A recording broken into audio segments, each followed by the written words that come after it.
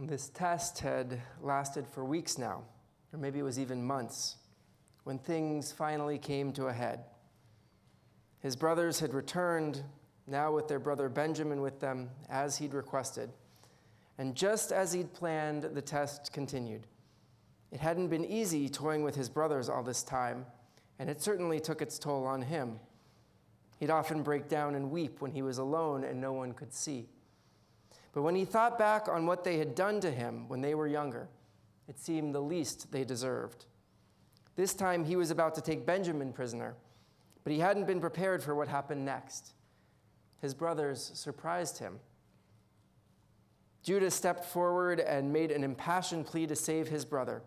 He implored Joseph, for the sake of their father, for the sake of their dead brother, to take him, Judah, instead of Benjamin.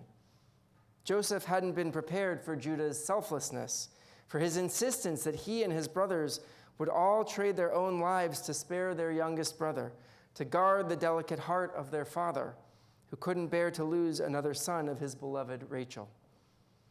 It was in this climactic moment that something shifted within Joseph.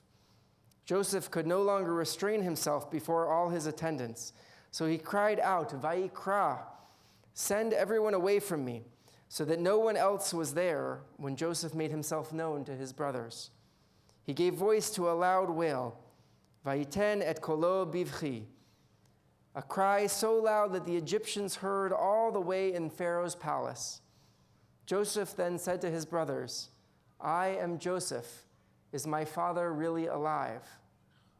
Initially, his brothers, when they realized that it is, in fact, Joseph before whom they now stand, the very same Joseph who they had plotted to kill, threw into a pit, who they sold into slavery, and then lied to their father that he had been murdered by a wild beast, that very same Joseph now stood before them with their lives in his hands.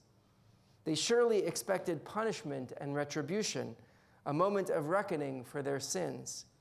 And indeed, few would fault Joseph for exacting revenge on his brothers for what they'd done. But in this moment, something changes for all of them. Their display of regret for what they had done to Joseph, for the pain that they had caused their father, for the fragility it caused him, from that moment on, seems to affect Joseph deeply. When they begin to shy away from him, he tries to ease their fears and says to them, "Come, draw near to me." And as they draw near, he continues, "I am Joseph, your brother, whom you sold to Egypt. And now don't be troubled. Don't be distressed because you sold me here, for it was to save lives that God sent me ahead of you." Rabbi Denise Egger explains that in this moment, Joseph reveals his true self, his true identity. Joseph reconnects with his past not only by his brother's presence, but inside himself to claim his place in his family. His revelation, she says, represents reconciliation of self, of true identity. Rashi imagines Joseph feeling his brother's shame in this moment, and so imagines him calling to them with care and connection. In this moment, it seems that Joseph's crying out, his wailing before his brothers, unlocks something deep within him and sets the possibility of their reconciliation into motion. He cries out, this time not by himself in quiet sobs, but in front of his brothers, from whom he was still in hiding up to this moment. So loudly and so forcefully does he call out, does he cry out, that it's heard all the way over in Pharaoh's palace. Something happens when we let go, when we release something deep within us, when we admit out loud, "I am not okay, we are not okay." There is an emotional honesty that comes with this kind of crying out that makes us and those around us reckon with those feelings and emotion. It can set change into motion. Reading ahead in the Torah in just a couple of weeks, we begin the Exodus narrative in Parshat Shemot. We fast forward many generations to the rise of a Pharaoh who did not know the reputation of Joseph, and who, seeing the proliferation of the Israelites and fearing their numbers, forced them into harsh slavery.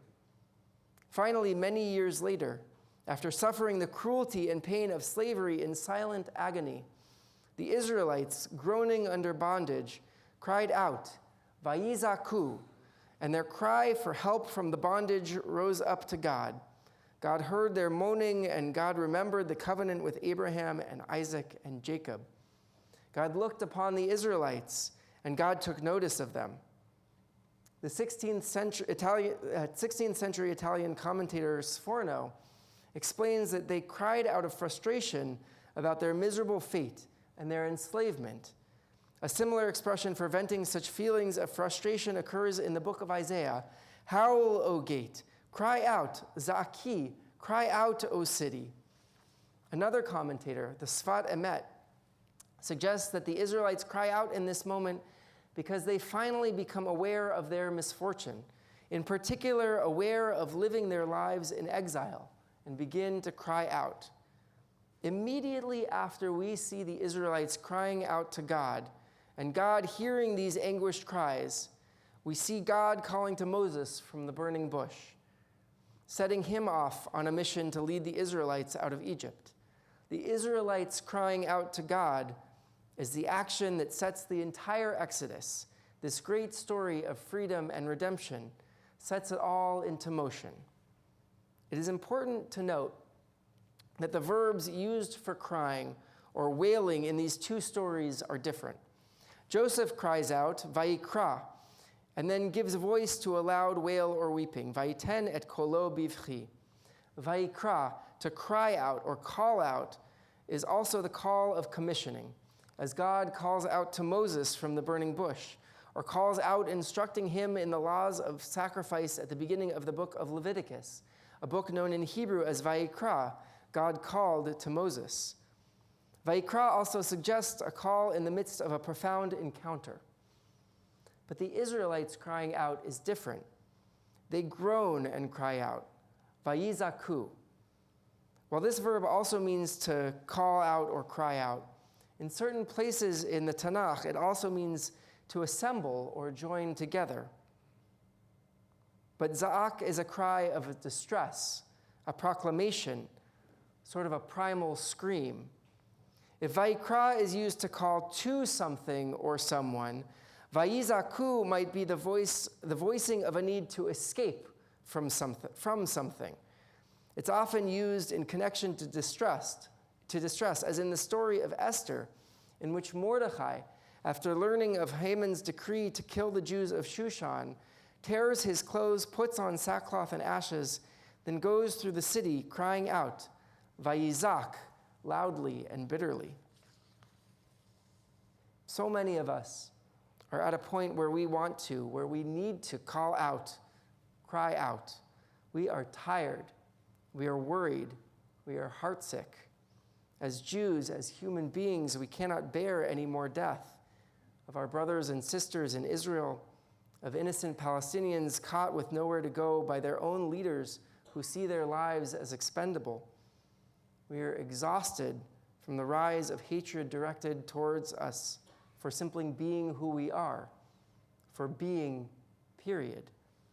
And so we continue to cry out with every fiber of our being to anyone who will listen, to anyone who can effect change. Politicians in the US, Israeli politicians, our friends, our neighbors. When we cry out, we allow ourselves to release those pent-up emotions, to give voice to the truth and values we hold most deeply. Just as Isaiah calls us, cry out, kara, with a full throat, without restraint. Raise your voice like a ram's horn. To call out, to cry out, can be the catalyst that sets momentous change into motion. Shabbat shalom.